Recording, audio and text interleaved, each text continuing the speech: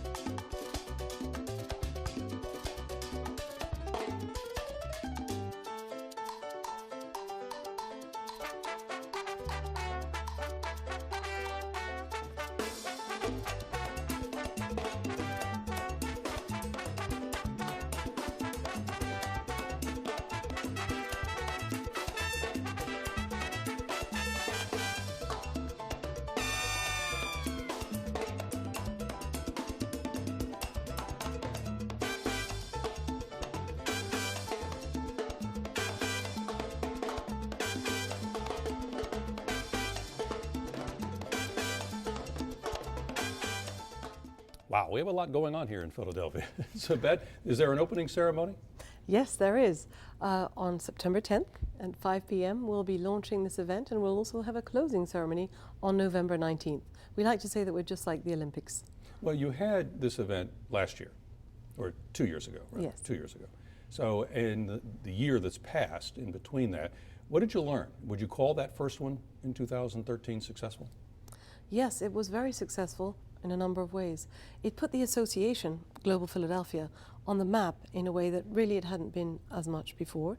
It also allowed us to establish terrific partnerships with the media, such as yourself, which means that we can then serve our members better because we can speak for them in terms of media and media coverage. And we were also able to reach 25,000 folk in the Philadelphia region, and I'm sure that we'll be reaching more this year. Now, it just seems that so often it's entertainment and food that are the entrees to us learning about other cultures. There's nothing wrong with that, right? That's a good thing, right? Right. I agree. But I notice you have several other categories. You have, besides language, you have commerce, you have culture, you have a lot of other things. John, how do you see those playing out? What kind of experiences can we have if we dive into Global Philly 2015? Well, you know, they come in all varieties, as you say, Steve. One of the ones that I'm particularly proud of as a lawyer is the naturalization ceremony that we're highlighting. 50 or 60 nationalities all coming together in one room to do one thing, to become Americans. It's an exciting thing for Philadelphia to be a scene where that kind of activity takes place. Do you find it important in the climate that we're in this nation, as we have for so many years now been discussing immigration, to put this positive foot forward and try to explain to people who immigrants are? We're having a case of national angst over immigration, and there are concerns that have to be addressed. But ultimately, as a nation of immigrants, we're going to have to find strength in that. And I think if we look hard enough, we'll realize that immigration is one of the things that keeps America on top. So, Bet, when you look at the upcoming visit of Pope Francis and later the visit of the Dalai Lama, do you see them as examples of the international nature of the city, a confirmation? Of course, this is a city of religious toleration, so it's a perfect fit that both of these religious leaders should be visiting us this fall, and I welcome and hope that there will be others to follow. Well, it's expected in the Saturday afternoon address outside Independence Hall that the Pope will be talking about immigration as part of that, as well as religious liberty.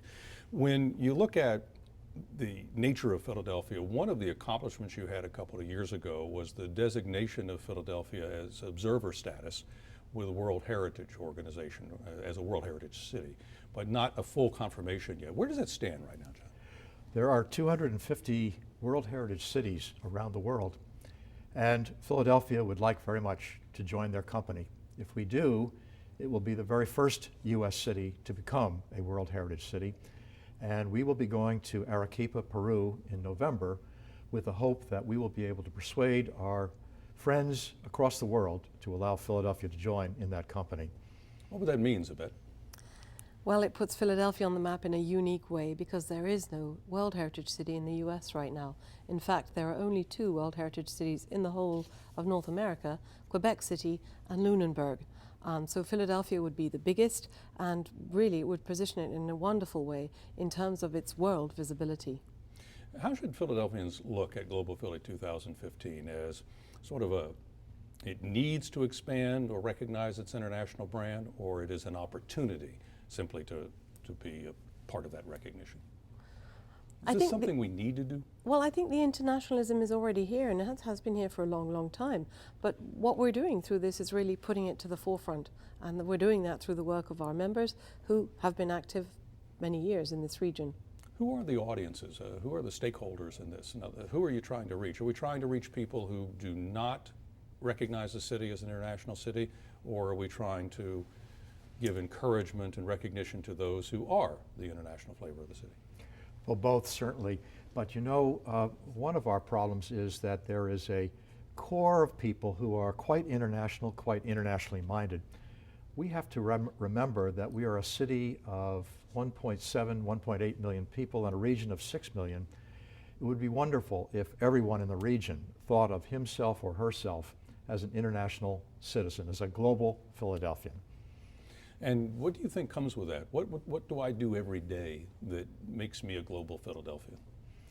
Well, first of all, you live in a globalizing world. It's closing in on us, and we better be ready for it. And I think the instincts that one has by becoming a thoughtful, international-minded person will enable Philadelphia to succeed. I mean, we have to find a way to prosper in this global world. And the more we think about it, the better we'll do. Well, Zabeth, we have sort of an image of what is a passport, but and it says, I am a global Philadelphian, but you have actually created a passport for people who want to take part in this. You don't have to have the passport, but if you have a passport, what's that going to be? It's a terrific little book that fits in your top pocket, and it's over 60 pages this year, and it's got all the events, 150 of them so far, that are being profiled during Global Philly 2015. And it's a terrific little resource, also talks about the consuls, the consular corps in Philadelphia, and other international resources that may be of use to folks that have the passport. We had a lot of events, more than 100 2 years ago. When you look at those events, what did people say when they came out of that experience? What did they tell you? Many people opened the passport, Philadelphians, and said, wow, I never knew this was going on in Philadelphia. Wow. And did they have any kind of other visceral reaction? I mean, were they happy as can be? How did they respond to it? I mean, because it obviously can change their whole perception of the way things are going on. I think it gave rise to a sense of curiosity. I need to know more. This is only a sampling. And so what we're hoping is that people will look further for other international activities and relationships, and they're going to find them left, right, and center. There are very many positive aspects to this, but the other one, and this could be positive as well, but it has a negative in one sense, it can help bring down barriers and end misconceptions, don't you think? Philadelphia's been a city of neighborhoods forever, and many of them are very self-contained.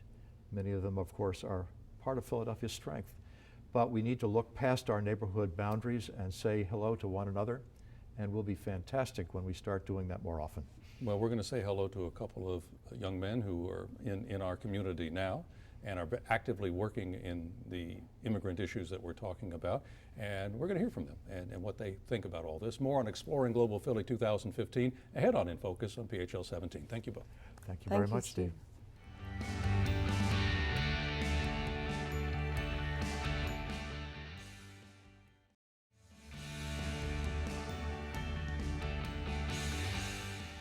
Global Philly, meet the world here in 2015. Back on In Focus, I'm Steve Highsmith. Global Philly 2015 starts September 15th and runs through mid-November with more than 150 events exploring, illuminating, and encouraging Philadelphia's international reality. Of course, there is a kickoff event, an opening ceremony, if you will, about a week before that. With me now are Ahmed Ali Al-Hashimi and Peter Gonzalez. Ahmed is a pharmacist and Peter is president and CEO of the Welcoming Center for New Pennsylvanians. Thank you both for being here. Thanks for having us. How excited are you, Peter, about Global Philly 2015? Super excited, yeah. This is something that we've been looking forward to for the past 2 years since the last time we did this. But it's going to be even bigger and better than we even imagined as we were preparing for it. So I'm very excited. The Welcoming Center is a participant in this in an active way. Yes, oh yeah. So we're hosting a couple of events, but the big one that we are starting with is September 17th, where we're going to be highlighting a new program where we've been helping immigrant professionals connect to opportunities here to navigate their way back into their careers.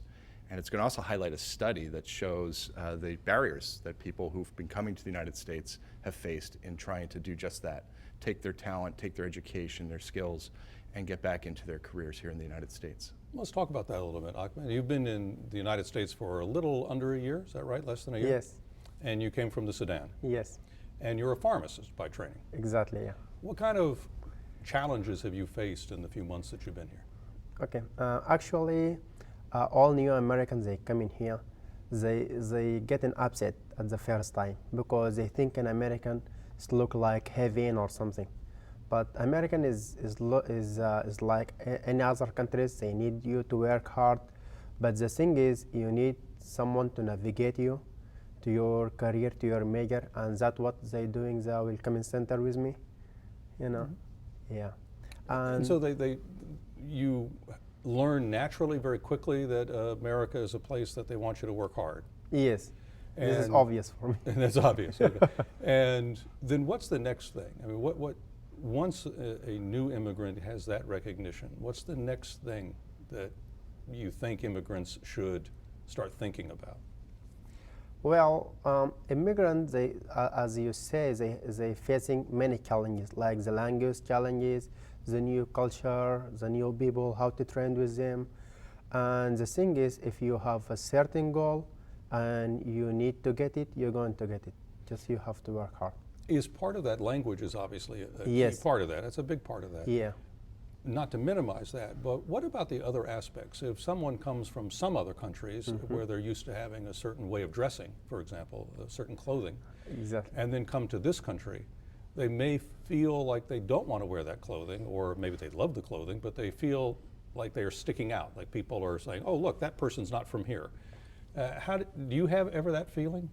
No. No? Okay. Yeah. Actually, Anybody you because- know have that feeling? Yeah, you know, like there is some countries they have like a different clothes, like different type of clothes. It's common. Like some people from Africa, from Asia, But for me, back home, always I wear these clothes, like the ordinary one. Peter, when you talk about cultural assimilation or somehow feeling comfortable in the United States as a new immigrant, how much of these, let's call them superficial but important images, play a role in that feeling comfortable and being a part of American society? Well, I think, while there are definitely barriers, probably more significant barriers that people are facing is taking like for example with Ahmed, he comes to the United States as a very, very well-educated pharmacist in his home country, but language plays such an important barrier for him that he really knew that he had to start learning English and improving his English right away. But beyond that, it is recognizing that there are specific pathways that a pharmacist in the United States must take, and a person who's educated in another country and maybe practicing a profession has to understand what the licensing processes are. And it's very complicated, even if you're born in the United States and grew up here, to understand those processes. The Welcoming Center for New Pennsylvanians is actually starting or has started a new program, right, called the Immigrant Professionals Program? Yeah, that's exactly right. Yeah, we thanks to some really generous grants that we received in the past year from the Knight Foundation and the Barra Foundation in particular, we were able to launch this program that is really focused on helping foreign-trained healthcare professionals or people who come to the United States having been educated in STEM fields, understanding what their skill set is, and then helping them navigate their way back into their professions. And we do this at the Welcoming Center. We're right in Center City, and we also are a service that you can find online at welcomingcenter.org if you want to learn more about that program.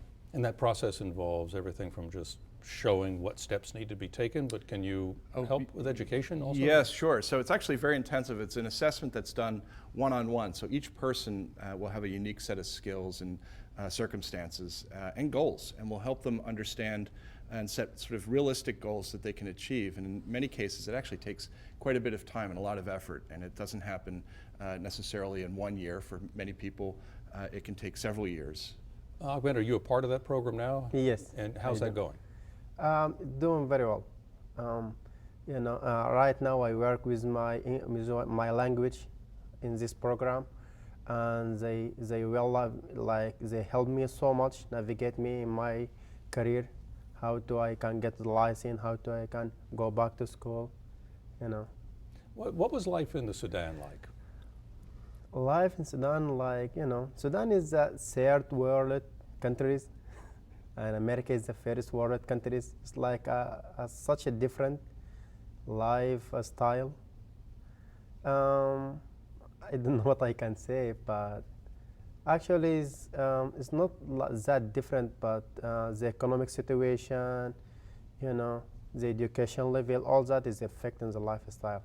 We'll talk more in a moment. More with Global Philly 2015 when we continue on In Focus on PHL 17. Stay tuned.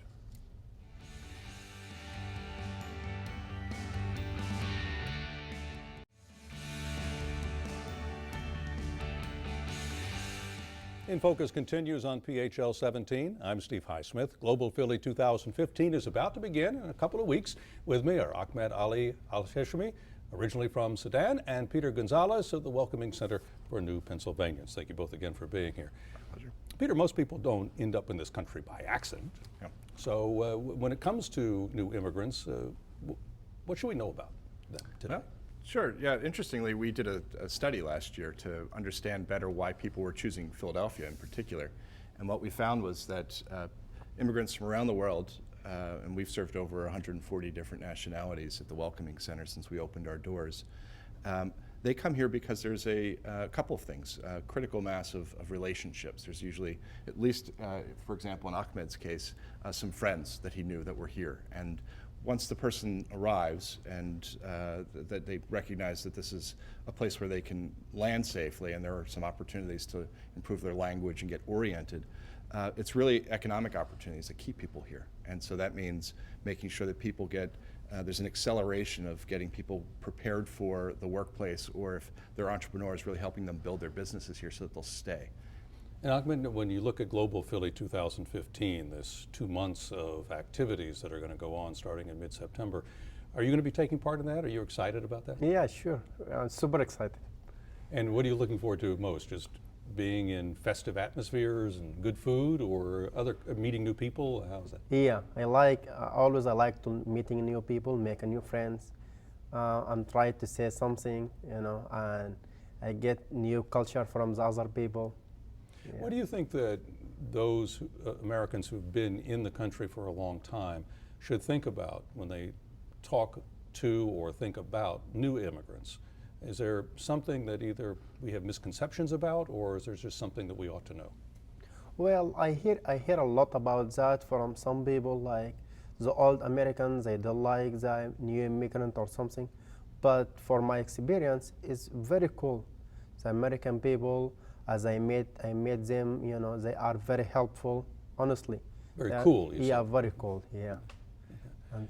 And Peter, the same thing. What do you find in dealing with all the new immigrants who go to the Welcoming Center? Yeah, well, everybody that comes to the Welcoming Center has a drive. They're very highly motivated people that want to succeed here in America.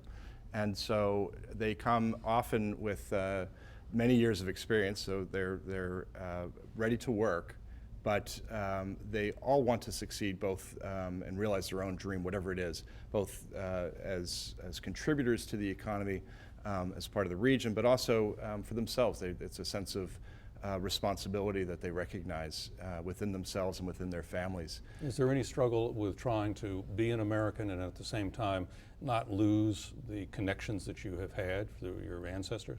Well, I'd say fortunately for a lot of people are able to stay connected because of technology, right? That's changed radically. I know my ancestors are, my grandparents are from Spain and Italy and Ireland and Cuba, and we weren't able to stay connected growing up using technology the way Ahmed's able to stay connected to his family back in Sudan. Ahmed, do you have a hope for the future? Yes.